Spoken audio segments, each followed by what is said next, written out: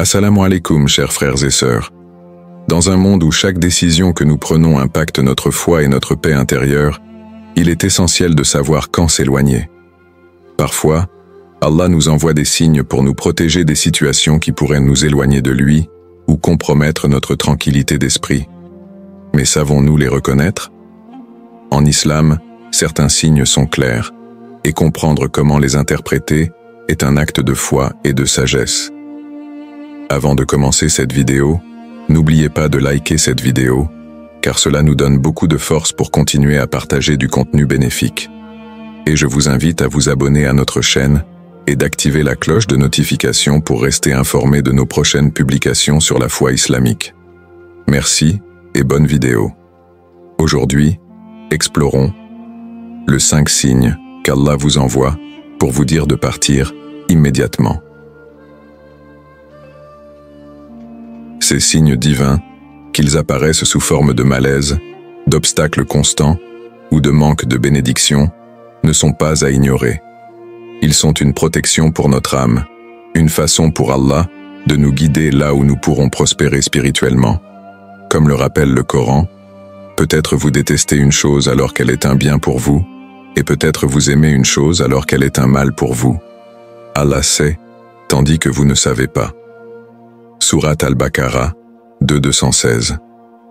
Entrons ensemble dans la compréhension de ces signes, pour apprendre quand et comment marcher loin de ce qui ne nous apporte pas de bien.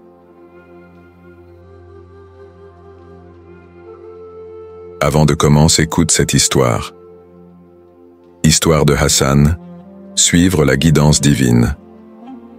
Hassan, un jeune homme pieux, vivait dans une petite ville où il était respecté pour sa foi et son engagement envers Allah. Un jour, il rencontra Amina, une jeune femme de sa communauté. Ils commencèrent à se fréquenter et tout semblait aller pour le mieux. Leur relation semblait être bénie par Allah, car ils partageaient des valeurs communes, allaient à la mosquée ensemble et se soutenaient mutuellement dans leurs projets de vie. Mais avec le temps, Hassan commença à ressentir un malaise qu'il ne pouvait expliquer. Ce n'était pas un malaise physique, mais une sensation étrange dans son cœur. À chaque rencontre avec Amina, quelque chose ne semblait pas tout à fait en ordre, mais il n'arrivait pas à mettre le doigt sur ce qui n'allait pas. Son cœur était agité, et malgré ses efforts pour se rassurer, il sentait qu'il manquait quelque chose. Un soir, après une prière sincère, Hassan se rendormit en pensant à cette situation. Cette nuit-là, il fit un rêve. Dans son rêve, il se trouvait dans un grand jardin, entouré de fleurs éclatantes, mais au loin, il apercevait Amina, qui semblait être séparée de lui par un épais brouillard. Plus il s'approchait d'elle, plus il se sentait épuisé, comme si chaque pas était un poids lourd sur ses épaules. En se réveillant, il se sentit perturbé. Il comprit que ce rêve n'était pas simplement un produit de son esprit, mais un message. Il décida alors de prendre un peu de distance. Les jours suivants, les obstacles commencèrent à s'amonceler dans sa vie. Hassan eut des difficultés inattendues dans ses études et rencontra des tensions avec sa famille. Rien ne semblait aller comme prévu. Chaque petit projet qu'il entreprenait semblait échouer. Son cœur était de plus en plus perturbé, et il avait du mal à se concentrer sur ses prières. Il sentit que ses efforts n'étaient pas bénis, et il se demanda s'il avait pris la bonne direction. Un matin, alors qu'il faisait la prière du matin, il se rappela un verset du Coran qui disait « Si vous suivez Allah, vous serez guidés vers la vérité et la lumière. » Ces mots le réconfortèrent, et il comprit que sa relation avec Amina n'était peut-être pas alignée avec le plan d'Allah pour lui. Hassan prit alors une décision difficile. Il parla à Amina et lui expliqua ses sentiments et ses préoccupations. Il lui dit qu'il avait le sentiment que quelque chose dans leur relation ne correspondait pas à ce qu'Allah avait prévu pour lui. Amina, bien que dévastée, comprit les raisons de Hassan et accepta sa décision. Ils se séparèrent dans le respect, chacun retournant à ses engagements personnels et spirituels. Peu après cette décision, la vie de Hassan sembla se rétablir. Il retrouva sa tranquillité d'esprit, ses études s'améliorèrent et ses prières retrouvèrent une plus grande profondeur. Il comprit que parfois, il faut savoir faire un pas en arrière et faire confiance à la guidance d'Allah, même quand il est difficile de comprendre pourquoi. Cette expérience enseigna à Hassan une leçon précieuse. Parfois, pour avancer sur le bon chemin, il faut avoir la sagesse de reconnaître les signes qu'Allah nous envoie et savoir s'éloigner lorsque la paix intérieure nous manque.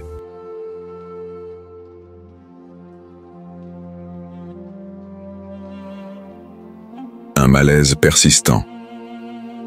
Lorsque vous ressentez un malaise persistant en présence de certaines personnes ou dans certaines situations, il est crucial de s'arrêter et de se poser la question « Pourquoi ce malaise ?» Ce sentiment peut être un signe qu'Allah vous envoie, vous indiquant que cette situation n'est pas bonne pour votre âme.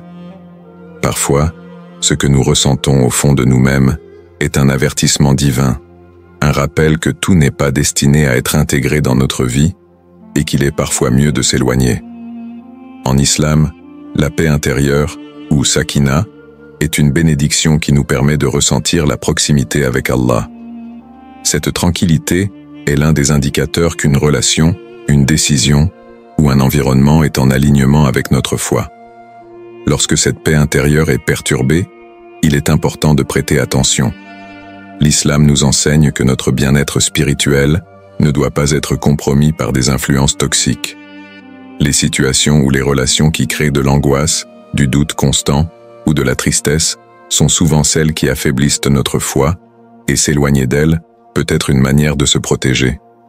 La vie nous place parfois face à des choix difficiles, mais rappelez-vous que l'islam valorise la préservation de la foi et de l'âme. Le prophète Muhammad, paix et bénédiction sur lui, nous a enseigné « La foi est ce par quoi l'on trouve le repos du cœur ». Si une situation ou une personne trouble constamment votre esprit et que, malgré vos efforts, ce sentiment ne disparaît pas, il est fort probable que ce soit un message d'Allah pour que vous vous en éloigniez. Certaines amitiés, relations ou engagements peuvent sembler bénéfiques ou prometteurs au départ, mais avec le temps, ils révèlent leur véritable nature, vous laissant avec des sentiments de désespoir et de doute. L'islam nous rappelle l'importance de reconnaître ce genre de signes et de faire confiance à Allah, même si cela signifie s'éloigner de ce qui, à première vue, semblait nous convenir. 2. Obstacle. Après obstacle. Dans la vie, nous rencontrons des défis et des épreuves qui nous renforcent. Mais parfois, ces obstacles deviennent si fréquents et si insurmontables qu'ils paraissent nous barrer la route sans fin. Ces difficultés répétées, qu'il s'agisse de barrières dans un projet, de conflits constants dans une relation ou de situations qui s'enveniment, peuvent en réalité être des avertissements divins. Allah, dans sa sagesse infinie, place parfois ces obstacles sur notre chemin pour nous détourner de ce qui pourrait nous nuire ou ne pas être en notre faveur. Lorsque nous rencontrons des résistances constantes, il est essentiel de se demander si ces épreuves sont un test pour renforcer notre foi ou un signal qu'il est temps de lâcher prise.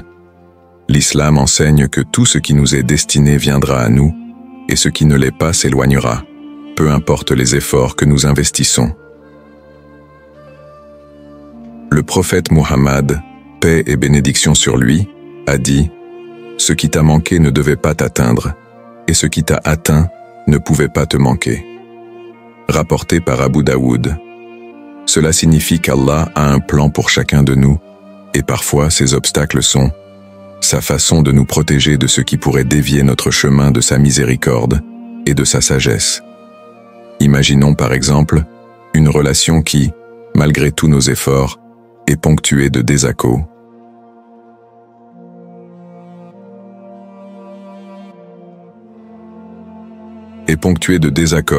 De malentendus et de déceptions. Ce n'est pas simplement une série de conflits. Cela peut être un message d'Allah pour nous dire que cette relation n'apportera pas la paix, la baraka ou la satisfaction spirituelle. De la même manière, si un projet, un emploi ou une opportunité semble sans cesse voué à l'échec, malgré notre persévérance, cela peut être un signe qu'il ne fait pas partie de notre destinée. Les obstacles sont donc parfois là pour nous rediriger. Plutôt que de les voir comme des échecs, nous devrions les interpréter comme des signes d'Allah qui nous guident. Ces barrières peuvent être un moyen de nous éviter des difficultés encore plus grandes. Il est sage de prendre le temps de se retirer, de prier et de demander à Allah de nous montrer si nous devons continuer ou accepter que ce chemin n'est pas le nôtre. Troisième, la perte de foi ou de valeur. Dans la quête de succès ou d'acceptation sociale, il arrive que certaines relations ou situations nous amènent à négliger nos valeurs, voire à compromettre notre foi. Nous ressentons alors un décalage entre notre chemin spirituel et les choix que nous faisons sous l'influence des autres. Lorsque nous commençons à perdre de vue nos croyances, cela peut être un signe qu'Allah nous appelle à nous éloigner pour protéger notre foi. L'islam insiste sur l'importance de préserver l'intégrité de notre foi et de notre morale, même si cela signifie s'éloigner de certains environnements ou relations. Certaines personnes ou situations peuvent nous faire sentir que, pour appartenir, nous devons mettre de côté nos valeurs religieuses ou nos principes. Cependant, Allah nous enseigne que rien n'a plus de valeur que notre connexion avec lui. Parfois, le sacrifice de ces relations ou opportunités devient essentiel pour revenir à la paix intérieure et à une vie alignée avec les enseignements de l'islam. Le Coran dit « Et quiconque place sa confiance en Allah, il lui suffit » Surat At-Talaq 65:3. Ce verset nous rappelle que même lorsque nous devons nous retirer de situations qui semblaient prometteuses, Allah est toujours là pour pourvoir à nos besoins de manière meilleure. S'éloigner des influences négatives n'est pas toujours facile.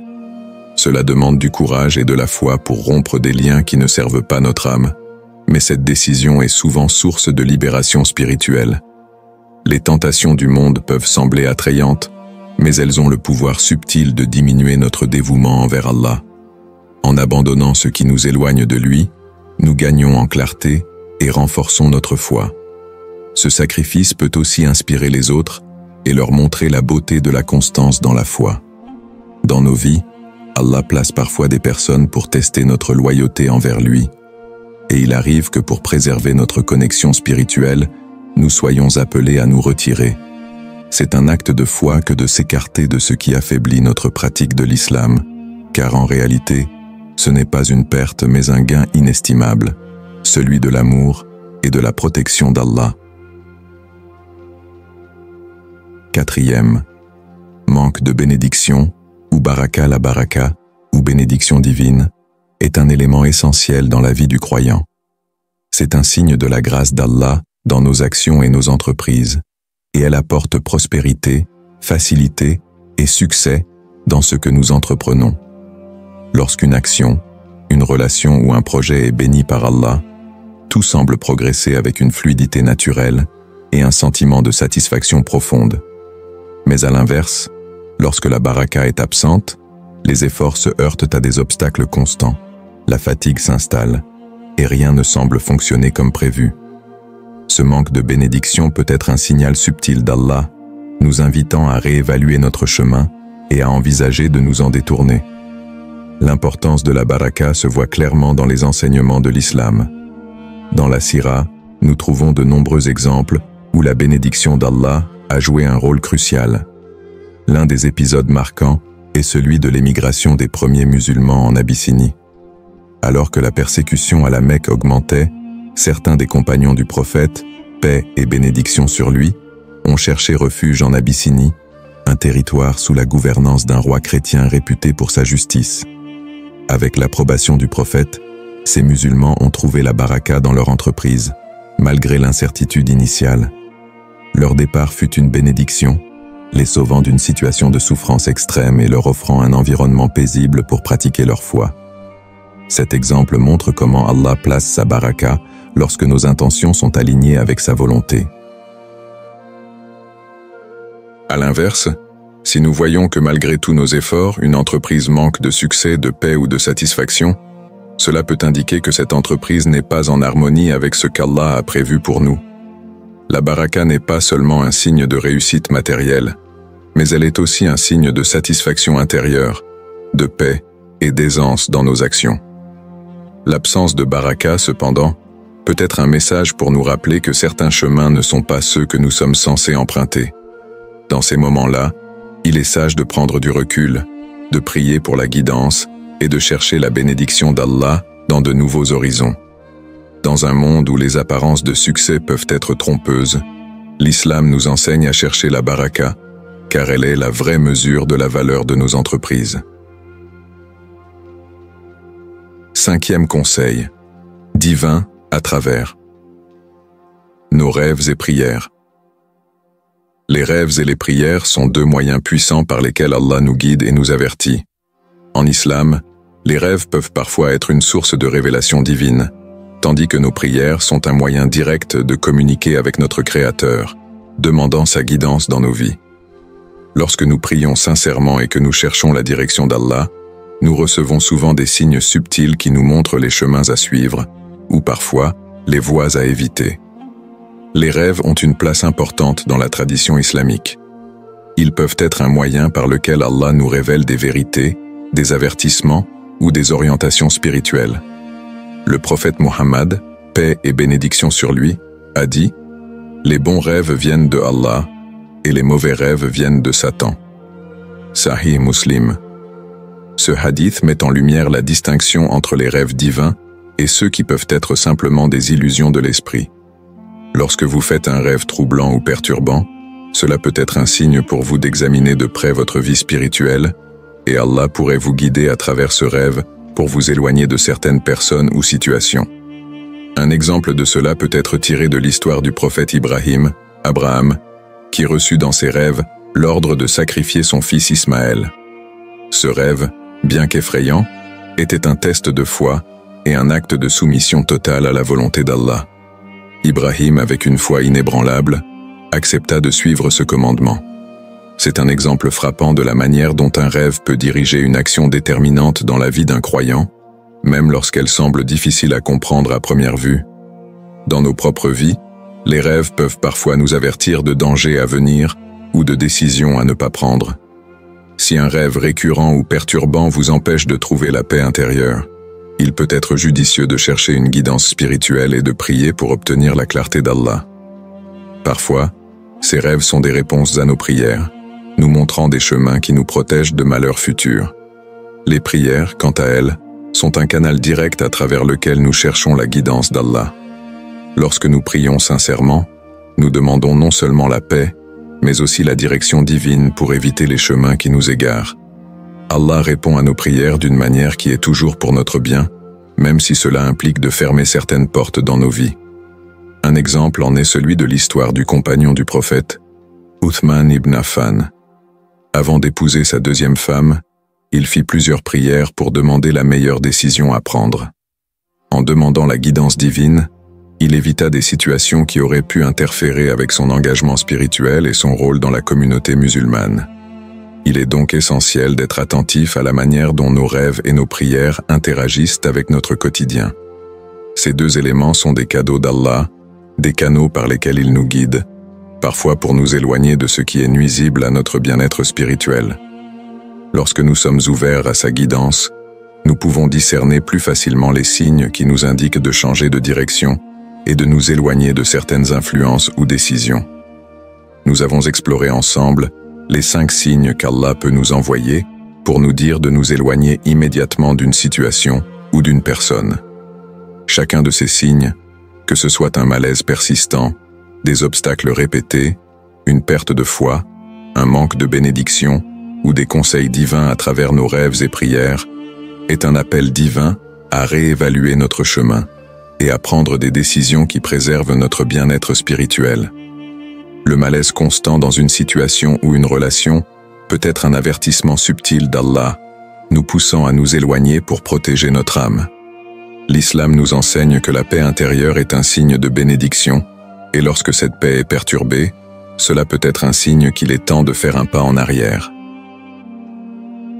Les obstacles incessants dans nos efforts, qu'il s'agisse d'un projet ou d'une relation, peuvent également indiquer que ce chemin n'est pas celui qu'Allah a destiné pour nous. Chaque difficulté répétée est une occasion d'examiner si cette voie nous rapproche d'Allah ou nous en éloigne. La perte de foi ou de valeur est un autre signe. Parfois, nous sommes confrontés à des influences qui nous éloignent de notre pratique religieuse, et s'éloigner de ces relations ou situations est essentiel pour préserver notre connexion spirituelle. Le sacrifice de certaines relations ou opportunités peut être nécessaire pour garder notre cœur pur et aligné avec les enseignements de l'islam. Le manque de baraka dans nos entreprises est également un indicateur puissant. Lorsqu'Allah prive une action ou un projet de sa bénédiction, cela peut être un signe qu'il est temps de réorienter nos efforts et de rechercher d'autres chemins qui sont plus en phase avec la volonté divine. Enfin, les rêves et les prières jouent un rôle crucial dans notre guidance spirituelle. Les rêves peuvent être des messages divins et nos prières sincères nous permettent de chercher la direction d'Allah, nous guidant à nous éloigner des mauvaises voies et à suivre celles qui nous rapprochent de lui. Si vous avez trouvé cette vidéo utile et qu'elle vous a apporté une réflexion profonde sur les signes d'Allah, n'oubliez pas de la liker et de vous abonner à la chaîne pour d'autres vidéos inspirantes. Ces conseils sont là pour vous aider à rester sur le bon chemin et à toujours chercher à plaire à Allah, en restant attentif à ses signes et en ayant confiance dans sa guidance divine. Qu'Allah vous accorde la sagesse de reconnaître ces signes et de toujours marcher dans sa lumière.